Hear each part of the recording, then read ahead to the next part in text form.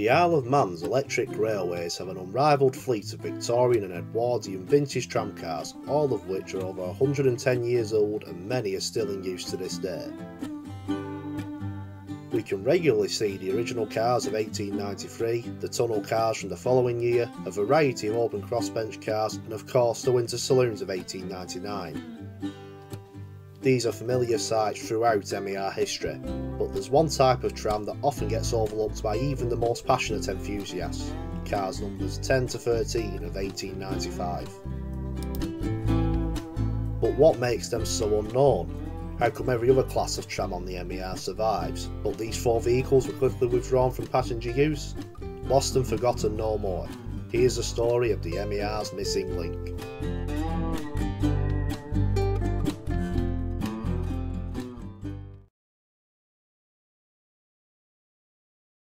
We start in the winter of 1894 and 1895. The Douglas and Laxey Electric Tramway had enjoyed its first summer season and traffic levels had exceeded all expectations. The line's fleet of 9 cars couldn't handle the demand and passengers were often left waiting at Derby Castle, Laxey and all points in between. On top of this, an ambitious scheme to build a new tramway to the top of the island's only mountain, Snae Fell, was started and was due for completion in summer 1895. The expected growth in passenger traffic was huge and the company needed more cars to meet the anticipated demand, and fast. 6 cars were ordered from GF Milnes of Bergen Head for the Snae Fell line in January, and the opportunity was taken to build 4 similar versions for use on the coast route. A drawing from 1894 shows the proposed cars have a sloping side in a bold departure from designs of cars 1 to 9. However, this design changed before arrival and the vehicles were unlike anything seen on the line before. With straight sides, transverse seating and unglazed saloon windows, the cars shared most of their design with the Snae Fell vehicles but, crucially, were thinner by nearly half a foot, resulting in a centre aisle and a tight seating area. All 4 were classed as seasonal open cars for summer use, with glazing in the driving cabs and linen blinds and window bars the only protection for 46 seated passengers. The cars were built to a tight budget and economy specification, but the reason why has never been confirmed, especially as the Isle of Man Tramway and Electric Power Company wasn't short of money after a bumper 1894 season. Each car cost the company only £260 without any electrical equipment or trucks. The first 2 cars arrived in Douglas from Liverpool in early April. The press were excited and revealed that one car had already had its first passenger, a woman travelling from Liverpool who chose to sit in the car on its voyage across the Irish Sea. It's interesting to note that the 6 similar Snae Fell cars did not arrive on the island until late July 1895.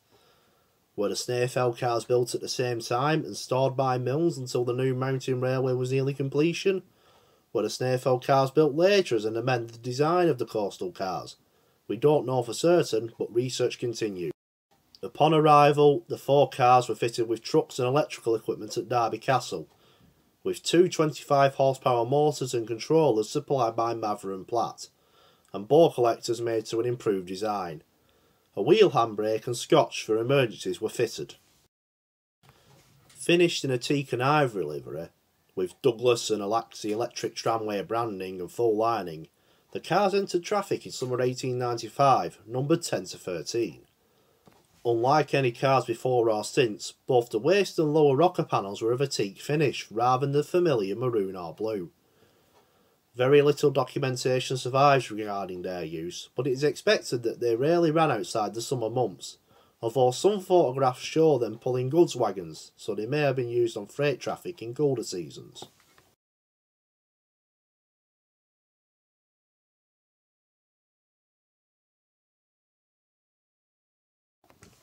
The cars were fitted with trolley poles for the 1898 season, one of the few modifications carried out during their passenger service. With open and closed cars regularly being delivered from 1898, cars 10 to 13 were neither one nor the other type, and their cramped interiors and lower powered motors saw them as last choice vehicles for use, falling out of favour with passengers. All known surviving photographs from the era show them south of Laxey, so it is unknown whether any of the four ever made it to Ramsey in passenger service. What is known is that the cars were very quickly withdrawn from traffic. The newly formed Manx Electric Railway Company began an almost complete upgrade programme of their fleet's braking and electrical equipment. A report from the Times states that the cars' cramped interiors made them unpopular with passengers, and it appears there was never an intention to upgrade cars 10 to 13. Despite no less than 13 sets of brush bogies being delivered, the decision was taken to increase the line's open car fleet by electrifying trailers 40 to 43 rather than the 1895 cars. With the launch of open cars 24 to 27 into service, the fate of the cars 10 to 13 was sealed.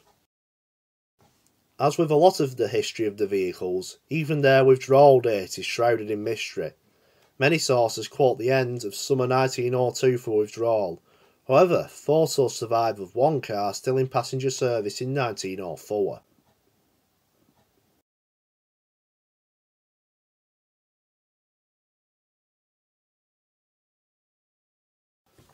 You've probably guessed by now that these four cars have a history like no others on the M.E.R, but this is where it takes a unique twist.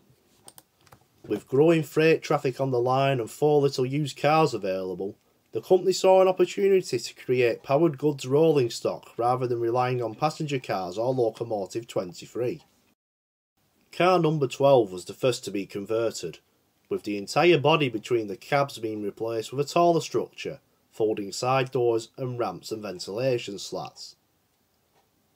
This was to be the line's first and only cattle car, used between loading points in Derby Castle, Laxey and Ramsey. The car kept its original electrical equipment and trucks, but its new grey livery and distinct body transformed its appearance. Number 12 re-entered service in March 1903. A pair of sheep trailers were introduced the following year, and all three became the line's dedicated livestock fleet. The next car rebuilt was either number 11 or number 13, returning to traffic by July 1904. It's not recorded which of the pair was rebuilt, and a true identity is likely to be lost to history. This drawing shows the layout of a combined goods and passenger car, often thought to have only existed on paper. However, a recent photo discovery shows a glimpse of the car in this condition with central doors for freight, most likely in 1904 and 1905. It's not known whether the car ran in passenger service in this condition, but it would have no doubt been even more unpopular with passengers.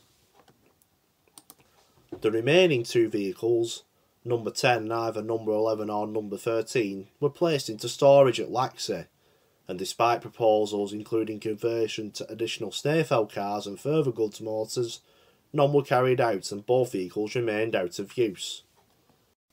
Both converted goods motors continued in service until 1911 when the goods motor, previously number 11 or number 13, had its electrical equipment removed. The 1895 equipment had long been replaced in the rest of the fleet, and both spares and reliability had become an issue. The following year saw the cattle car, number 12, also demotored, and both were used as trailers from this point onwards. 1918 saw the return of the two cars stored in Laxey, with number 10 and either of number 11 and number 13 being rebuilt as bogie goods trailers. This was a different design to the conversion nearly 15 years previously, with offset doors and the full passenger area being boarded over including the windows. With four freight trailers now in service, they were renumbered as goods vehicles. Number 10 became trailer 26, number 12 became trailer 22, and either of numbers 11 and 13 became trailers 21 and 23. Trailer 26, the former car 10, was fitted with air brakes in 1920, but the fleet's days were numbered. Trailer 21 donated its trucks to a new build dreadnought bogie stone wagon in February 1926, with its body and frames being scrapped shortly after.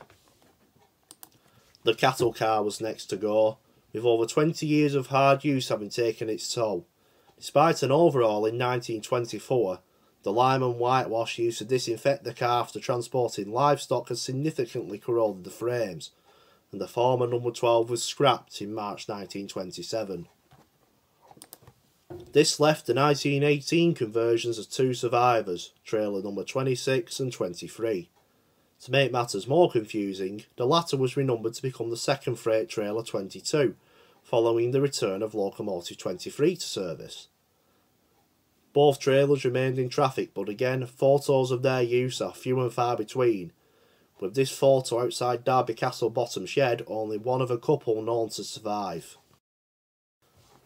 Just like their passenger duties, an exact date of withdrawal isn't known, but both vehicles were out of use by 1936 and placed into storage at Doon Quarry sidings.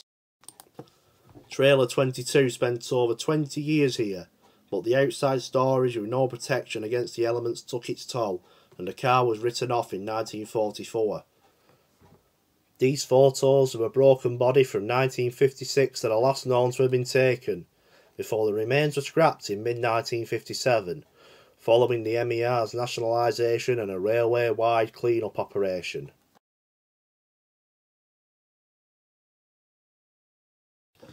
And then there was one.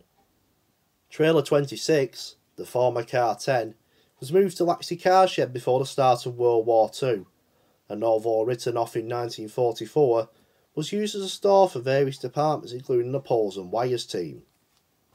Shunted onto the hardest road to access, the car was joined by the body of locomotive 23 in the mid-1950s, both surviving the nationalised company's 1957 clean-up operation, which saw many redundant pieces of rolling stock scrapped. Surrounded by other withdrawn and permanent waste stock, number 10's condition was allowed to deteriorate, but it wasn't forgotten. A proposal in 1970 saw the car as a potential replacement for Snaefell Car 5, destroyed by fire that year, followed by a restoration proposal to original condition by enthusiasts, and finally a rumoured suggestion that the body was to be sold as a summer house on the island. All three didn't take place, but an offer by the Isle of Man Railway Society was accepted, and number 10 was moved to Derby Castle for restoration in late 1978. This reversal of fortunes was planned to be the highlight of the 1979 Electric Railway Centenary and Millennium celebrations of Tynwald, the Manx National Parliament. Fully cosmetically restored as Freight Trailer 26, Car 10 made its debut paired with Crossbench Car 26 in a cavalcade at Laxey on the 31st of May 1979. It was then moved to the newly opened Electric Railway Museum in the former Ramsey Car Shed and placed on display. In 1991, yet another proposal for the car was put in place, this time to motorise number 10 with a pair of refurbished ECC trucks and controllers. This will represent the long scrapped motorised goods vehicles at the 1993 year of railways, but works attention was instead given to several other vehicles including locomotive number 23. Number 10 made an appearance as Freight Trailer 26 during the Centenary Cavalcade on 7th of September 1993, returning immediately to Ramsey the same day. The car was appropriately paired with Winter Saloon number 19 in the Edwardian livery, recreating a mixed freight working no doubt seen in the 1920s.